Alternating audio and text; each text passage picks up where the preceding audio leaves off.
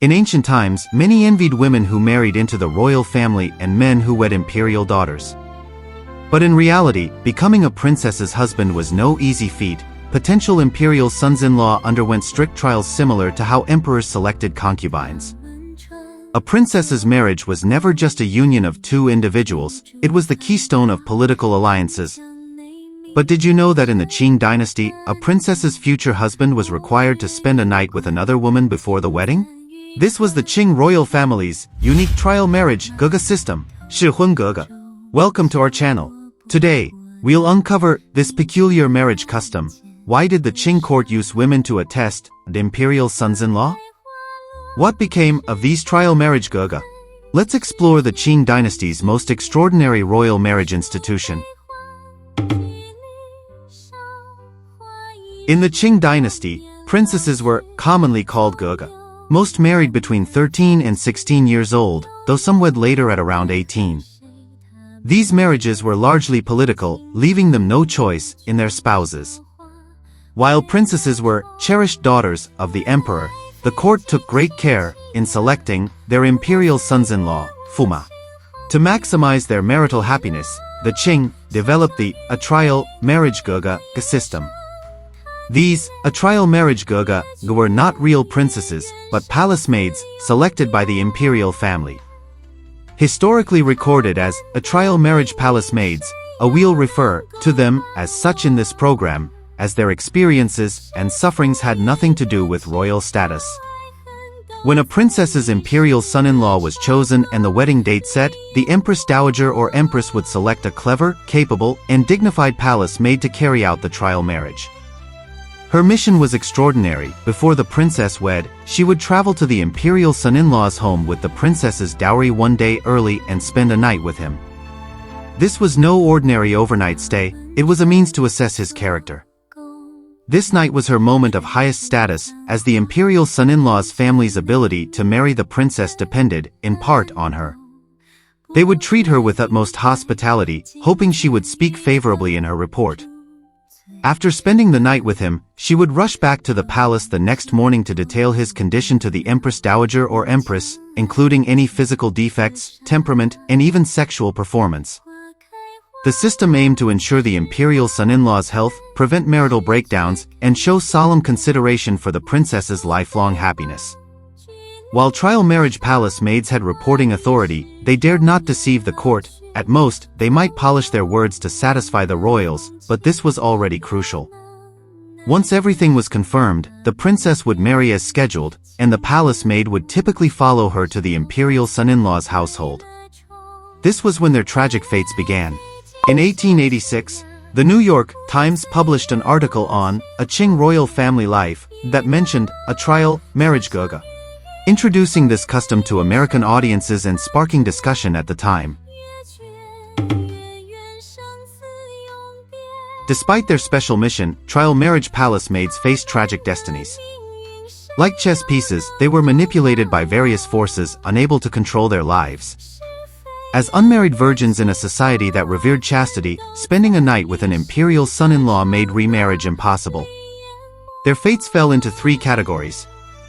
If the imperial son-in-law passed the test, most trial marriage palace maids became his concubines. This seemingly stable outcome was fraught with danger. Many princesses resented them for their prior intimacy with the imperial son-in-law.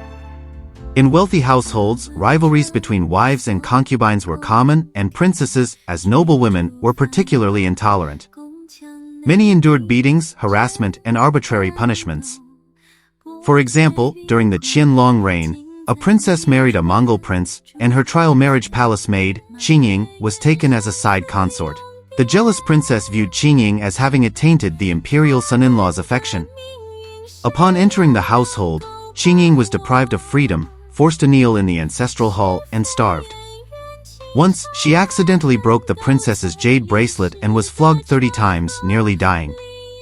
She lived in constant fear and died of depression at just 20. Many more were not even granted concubine status and became ordinary servants.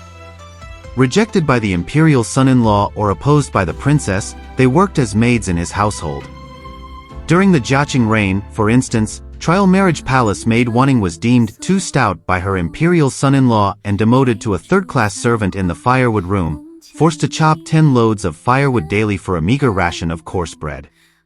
One winter solstice eve, she fainted after knocking over a charcoal brazier, was whipped unconscious with a salt-soaked cane, and sold to a brothel.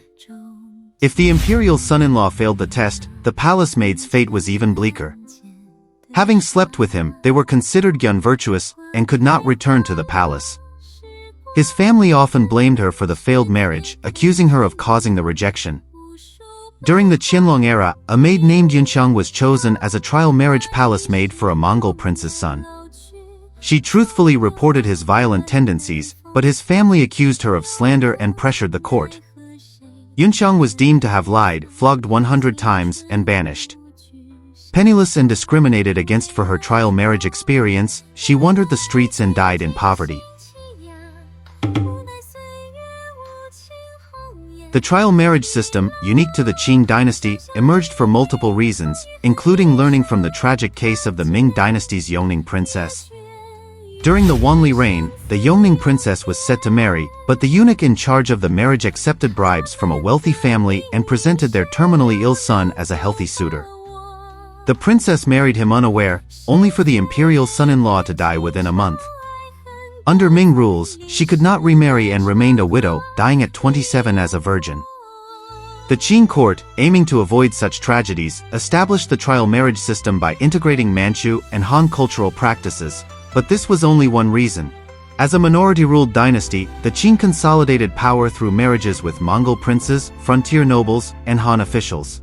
These marriages were vital for national stability and border security. Trial marriages allowed the court to assess imperial sons-in-law in advance, preventing marital disharmony that could harm political alliances. For example, before Princess Guluan Rongxin married Prince Ergan of the Bering Mongols, she underwent a strict trial marriage process, as stabilizing the Mongol frontier was crucial. Additionally, ancient China valued procreation highly, and the royal family saw continuing the imperial bloodline as paramount. If an imperial son-in-law had hidden health issues preventing childbirth, it would embarrass the court. The trial marriage system served as an insurance policy to ensure he could father children. The system also ostensibly showed the courts a special care for princesses. Though noble, they could not choose their husbands, and trial marriages aimed to select suitable spouses, though this prioritized imperial interests over their personal wishes.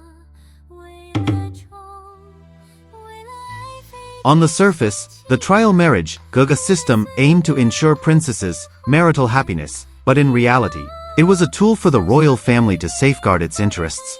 Trial marriage palace maids were mere instruments with no regard for their futures.